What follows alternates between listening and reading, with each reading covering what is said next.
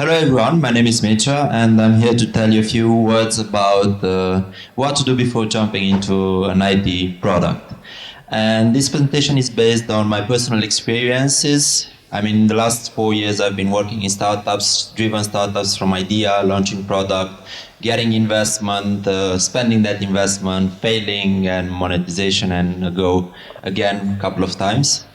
And now I'm doing two things mainly. I'm working at Fortech, which is a product development fund launched by Fortech, a company from Cluj. And we focus on product development. And on the other side, I'm helping the community here in Cluj, the startup community, by managing together with a couple of other people Cluj Startups, which is a website and a group which supports the founders. And now, I will ask you one question. What do you do when you have a hammer in your hand? Well, usually, and I could have done this test to bring some hammers here and to see exactly what would you do if you would have one in your hand would be to nail things. And we have this tendency, when we have a hammer in our hand, everything around us becomes a nail.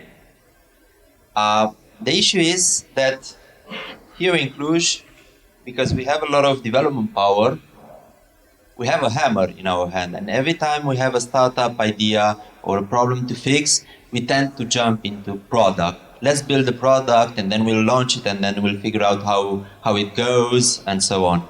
And that happens quite often, also in the startup world and also companies who try to launch products. And I will also build on what Christoph mentioned in the previous presentation about link canvas, validation and so on. So thank you for the intro. But many times we end up like this, spending effort, money, and a lot of stress on building something that people don't want. And yeah, I'm not talking about Greece, but that might be a parallel example. And that's why I think that we should not build ideas, but we should solve problems.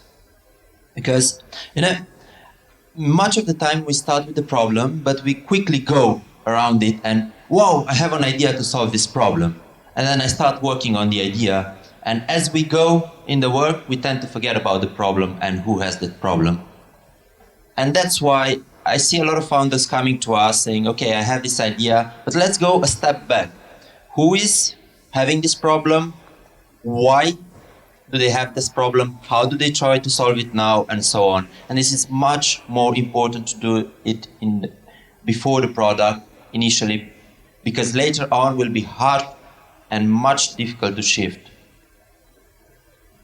And that's why in this phase we call it customer development, and it can last a couple of weeks, it can last up to 2 months, so it's part-time work, it's not difficult, anyone could do it after job if they really want to be clear about their project, if they really want to start it.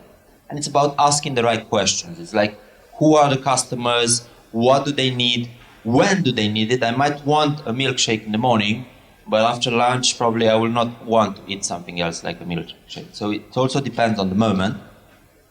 It's why, to understand their motivation, and it's also about understanding how they solve the situation at this moment.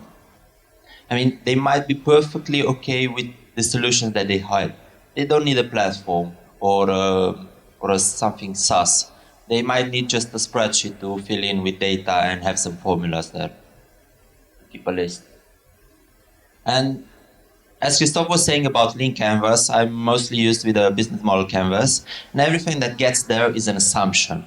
So you have some assumptions at the beginning, and you fill it in, and then you see exactly which ones will stand, which ones will go away. And you'll see that some assumptions will fall, because the users simply you assume something about them which is not true. And this is validation practically. My best way to do it is first to start with the customer segments. So basically, we have founders again coming to us saying, oh, my product could be used by anyone. Or someone else saying, people between 20 and 40 years old will use my product. That's not segmentation at all.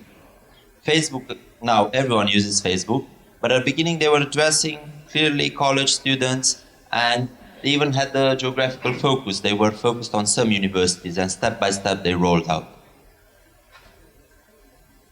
And that's why it's important to understand which segment is the best for you.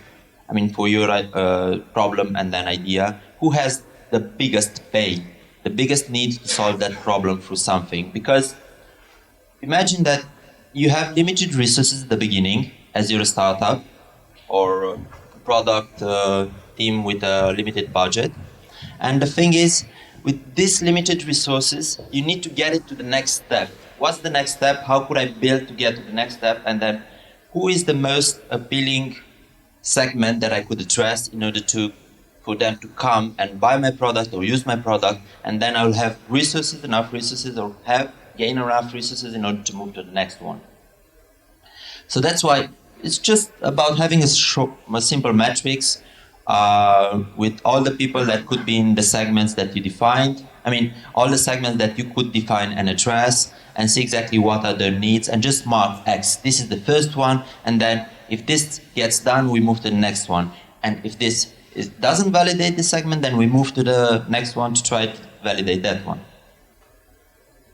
And this segmentation could be done based on some demographics that you see mainly in service companies that are targeting people between 18 and 25 who are students in big cities and so on, and have certain behavior. But it can also be, besides this, geographical focus.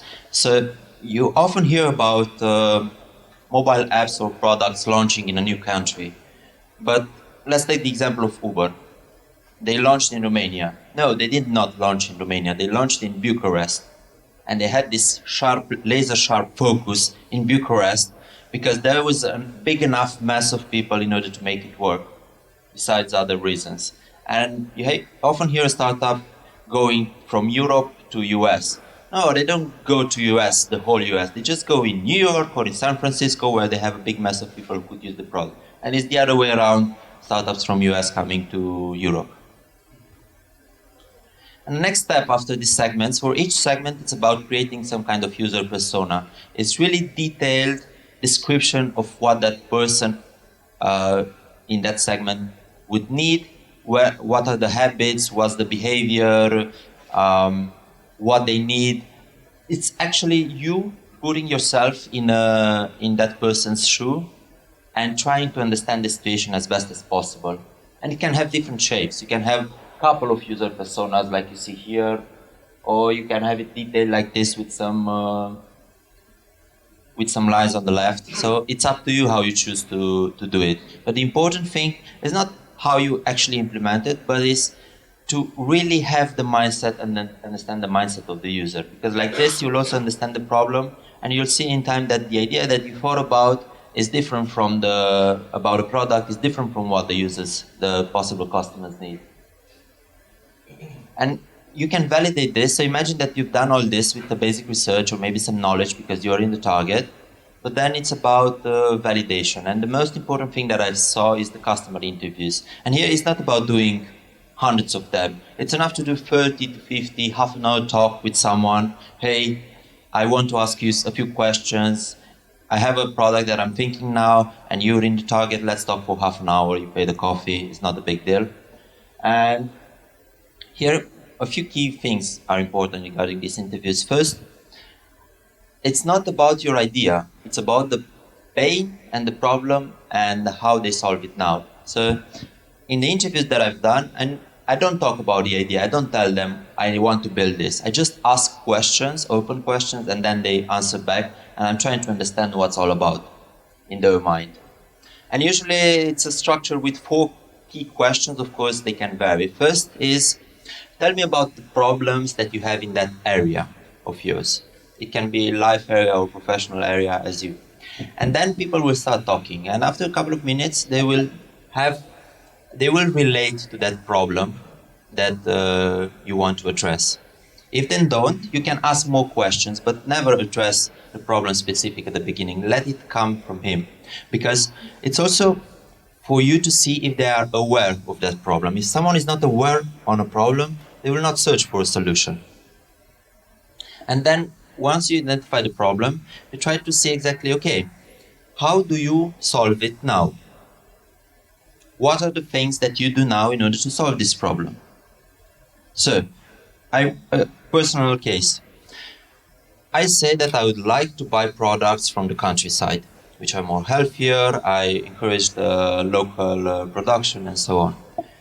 But then if I ask myself, when did I do the effort to actually go in a market or to go online on a website and buy something? I did it maybe 2 or 3 times in the last 2 years. So is this a big enough problem that I declared in the past? I really want to do that?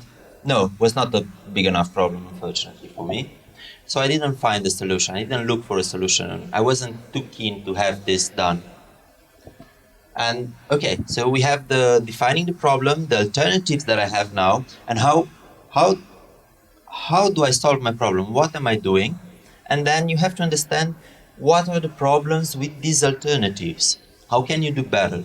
Maybe a spreadsheet is enough for someone and doesn't need a platform. Maybe a Facebook group, it's enough for someone to ask a question and they don't need a platform to exchange items or to get questions, Q&A, to get answers from some other people in the community if they need it.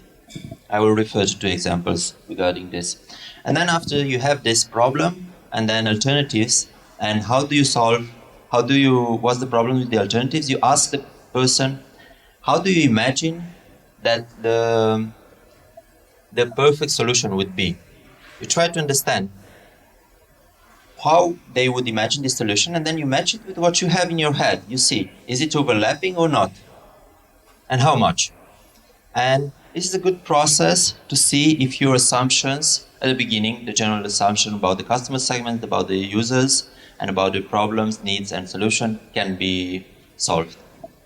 And I will give you a couple of examples. First is it's about a marketplace, construction. In construction, so if you want to build a house, you can find there constructors, architects, and so on. Just post a request, and then these people make offers. We did like 20 interviews with people who went through the process, or they are going through the process now of constructing something. And what we discovered that they don't know how to approach constructors. They don't know what they want. They don't know how the construction process works. And they're really lost in the process, and they are not able to make a good planning, and that's why, and they're not able also to communicate with constructors, and that's why a lot of constructions, in the end, you wake up that you spend, instead of 20,000 euros on something, you spend 40,000 euros. And this is a classical example. It happens really often. Or you're left with the construction unfinished without the roof, as it happened as well. So what we discovered that before the marketplace, for us, it's important to build a guide, really step-by-step guide, how exactly you have to, what you have to have in mind regarding building or the relationship with the construction worker, or what are all the steps and the expenses that might incur. Another example is we were building a software as a service platform for startups, like a financial assistant. So we thought the startups would definitely need that. But what we discovered in these interviews, that early stage startups don't care about finances. They care more about validating the idea, going the next level somehow, but they don't care about how would be the financial simulation of the startup. Of course, they don't have money to do financial simulations. But then what we discovered by going through 20 interviews is that the people who need a financial assistant are the ones who have more than 100 or around 200,000 euros investment, and then it becomes a hassle to do your financial optimization, and you also have revenue and users, and it's much more complicated to keep track of all this just by talking with them. Third example, a couple of years ago I was working on a platform for parents to exchange items, for mothers specifically. Exchange items, sell, borrow items for kids, and it was a marketplace. And we didn't realize this at the beginning. It was a huge mistake that people, that mothers, until one of the users just told us bluntly at some point, but we were already launched like 3 months in the product. And that mother told us, okay, with one hand I'm holding my baby, with another hand I'm browsing through the phone. And then we realized that we did not prioritize making the platform viewable from the mobile phone. It was just from the website. We could have shifted, if this we would have been so much aware about it at the beginning, we could have built a mobile app at the beginning and not the platform which was not responsive. Yeah. And also about business model canvas, how many of you saw it previously? Okay. So it's basically similar with Link Canvas, just has a couple of structures different. What happens is that it's not only about this. The big picture counts a lot as well.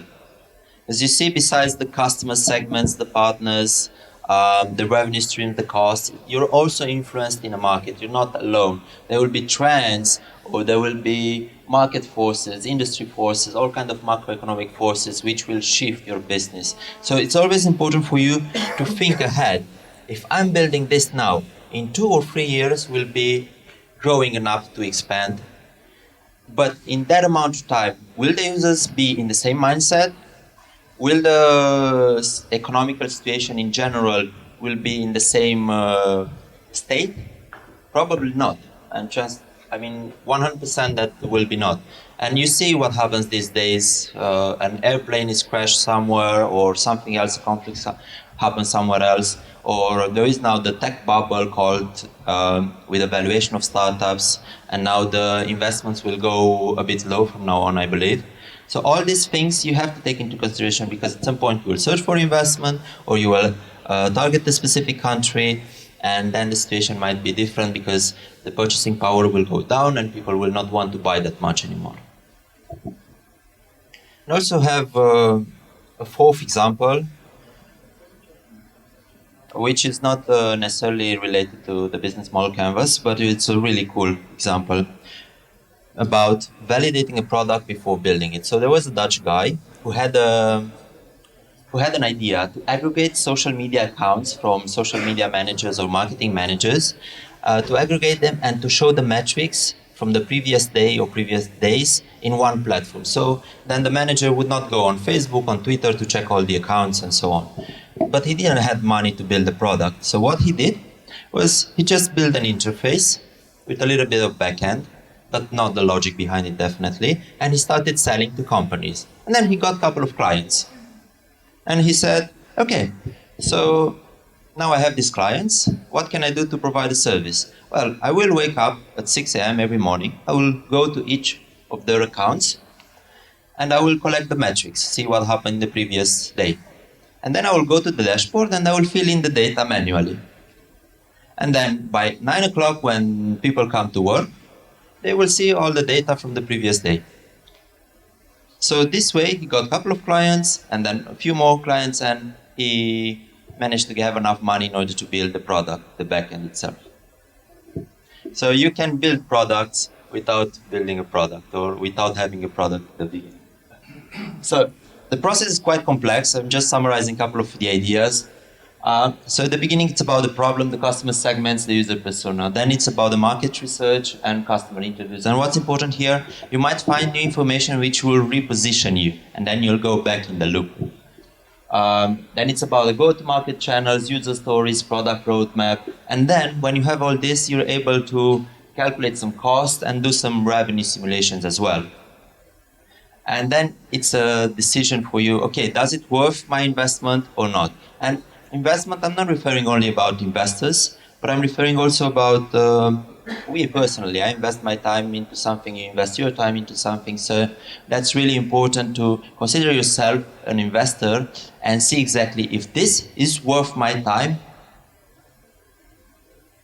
And beyond all these calculations and validations, I think what is important for you to have drive towards that product or idea. I had a startup a couple of years ago, and at some point down the road, we realized that actually was this one with the parents. We realized that we're not motivated enough. Logically, we were. I mean, we saw the business and we liked it. But intrinsically, we were not, because nor me, nor my co-founder, we're not parents, we're not mothers. So in the end, this was one of the reasons that we stopped doing that one, besides a couple of others. But basically, until we realized this, we were like 7 months into launching. We had users, we made some basic revenue, so things were going well. But when some investors asked us, okay, we put this money in your startup, but then it's also about the commitment from your side, and of course, like a few years, we asked ourselves, do we see ourselves working on this for 5 years from now on? And the answer was no, because we were not intrinsically motivated. There was a moment when we found out and we decided to stop it because of a few other reasons as well. So always ask yourselves, are you motivated, strong enough in order to go with this for 5 years? Because the validation or all the theory or the investment will not make the difference. But your passion, motivation, drive, and hustle when you go up the hill, these are the things that really matter a lot. And this will make the difference between success or failure. So in the end, I just kindly ask you to remember one idea from this presentation, the hammer. We all have a hammer in our hands, especially in Cluj with so many developers and people who can jump into products. And just think wisely when to use the hammer and when not. Thank you very much.